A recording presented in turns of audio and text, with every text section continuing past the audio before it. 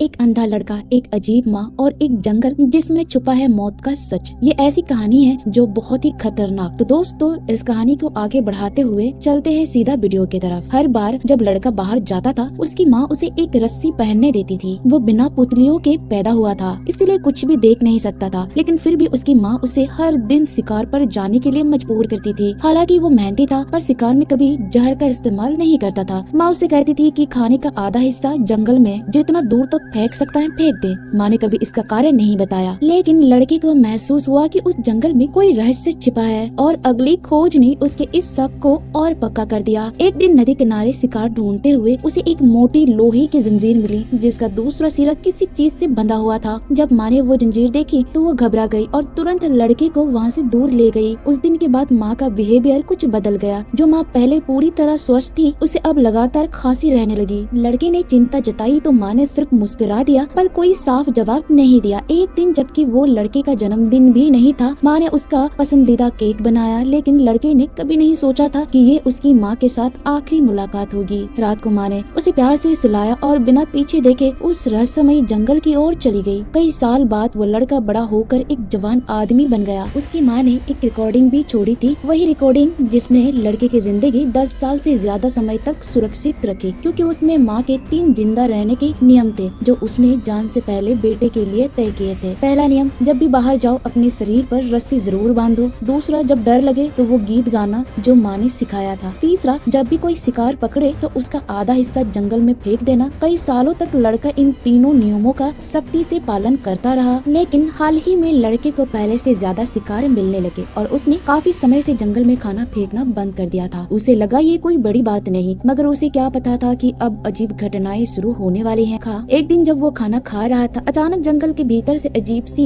किकियानी जैसी आवाज आई। लड़के ने कमर से बंधी रस्सी पकड़ी और आवाज की दिशा में बढ़ा, लेकिन रस्सी की लंबाई सिर्फ जंगल के किनारे तक ही पहुंच पाई। तभी जंगल के अंदर से किसी जंजीर ने रस्सी को खींच लिया। वो घबरा गया, पर जल्दी ही खुद को संभाल लिया। अंदर जो भी था उसने सीधे तौर पर हमला नहीं किया, लेकिन लड़का बहुत उत्सुक हो गया। आखिर रस्सी जंगल के अंदर क्यों नहीं जाती? वहाँ ऐसा क्या छिपा है? ये सवाल उसके दिमाग में गूंजते रहे और वो रात भर सो नहीं सका। मगर जो आगे हुआ उसने उसका पूरा मनोबल तोड़ दिया। अगली सुबह जब वो अभ्यास के लिए बाहर जा रहा था, दूर कहीं से एक दर्द भरी चीख सुनाई दी। लड़के ने तुरंत रस्सी बांधी और जंगल के किनारे पहुंच गया। उसने हाथ बढ़ाकर महसूस करने की कोशिश की तो उसके हाथ पर खून बहती एक भेड़ लगी, लेकिन उसके कुछ समझने से पहले ही वो भेड़ किसी ताकत से जंगल के अंदर खींच ली गई। वो वही भेड़ थी जो सालों पहले गुम हो गई थी। लड़का बहुत दुखी हुआ, लेकिन अब उससे भी ज्यादा डर उसे इस बात का था कि कई दिनों से उसे कोई नया शिकार नहीं मिला था। वो लगभग हार मान चुका था। तभी एक गोली की आवाज ने उसे हकीकत में वापस खींच लिया। वो आवाज की दिशा में भागा और जैसे ही वहाँ पहुँचा, उसके सामने इतना बड़ा शिकार पड़ा था जो उसके कई दिनों की भूख मिटाने के लिए काफी था, लेकिन उसे खुश होने का मौका भी नहीं मिला।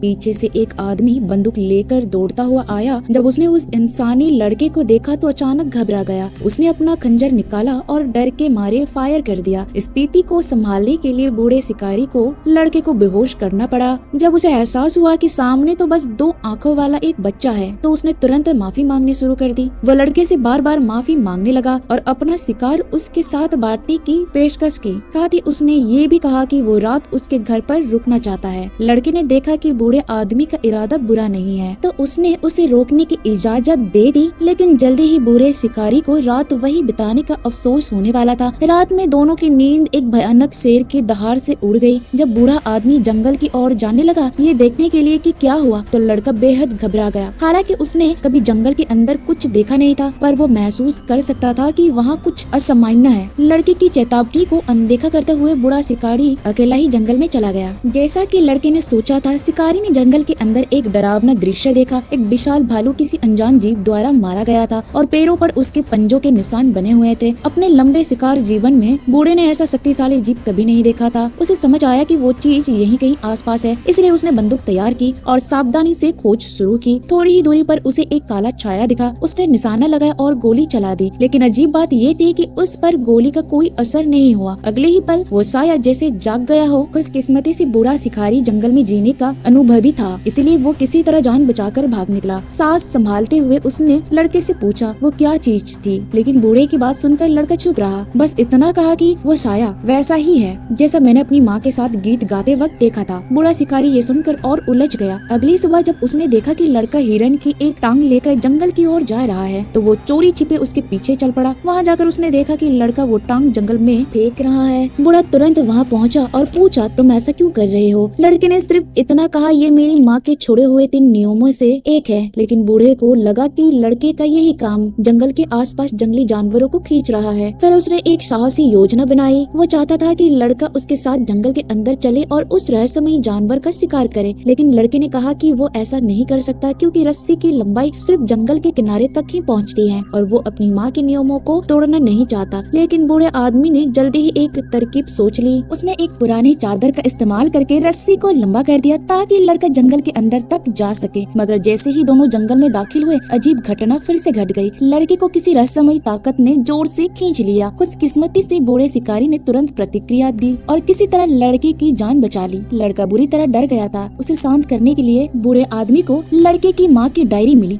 जिसे उसने धीरे धीरे पढ़कर सुनाना शुरू किया। थोड़ी देर में लड़का थोड़ा संभल गया, लेकिन जैसे जैसे डायरी के पन्ने पलटते गए, किताब में कुछ अजीब निशान और चिन्ह नजर आने लगे और उसकी बातें भी और ज्यादा रहस्यमयी होती गई। बूढ़े आदमी को एहसास हुआ कि जंगल का वो राक्षस और लड़के के माता पिता किसी न किसी तरह से एक दूसरे से जुड़े हुए हैं, लेकिन उसने ये सच लड़के को नहीं बताया। काफी देर तक सोचने के बाद उसने मन में एक साहसी योजना आई। जब लड़का गहरी नींद में था तो बूढ़ा आदमी चुपचाप जंगल की ओर चला गया, अपने साथ एक बहुत बड़ा जाल और हथियार लेकर। अब उसका मकसद था किसी भी तरह उस राक्षस को खत्म करना और लड़के को इस डर से आजाद करना। जंगल के अंदर उसे लड़कियों और शाखाओं से ढका हुआ एक घास का मैदान मिला। उसे यकीन था कि यही वो जगह है जहाँ वो राक्षस छिपा रहता है, इसलिए उसने वहीं एक जाल बिछाया और हमला होने का इंतजार करने लगा। उधर लड़के को एहसास हुआ कि बूढ़ा आदमी कहीं गायब है। उसे लगा कि वो उसे छोड़कर चला गया है, जिससे वो बहुत उदास हो गया। तभी अचानक दूर से गन की आवाज आई। लड़के ने सोचा कि बूढ़े आदमी ने शायद राक्षस को मार दिया होगा, लेकिन जब वो जंगल में पहुंचा तो उसके हाथ किसी ठंडे शब्द से टकराए। बूढ़ा आदमी ही एकमात्र इंसान था जो उसकी माँ के बाद उससे सच में प्यार करता था, लेकिन अब जो हुआ उसने लड़के को पूरी तरह तोड़ दिया। दूर जंगल में एक भयानक राक्षस खड़ा था। लड़के ने खतरे को महसूस किया और तुरंत खंजर निकाल लिया, लेकिन राक्षस पीछे नहीं हटा बल्कि और तेजी से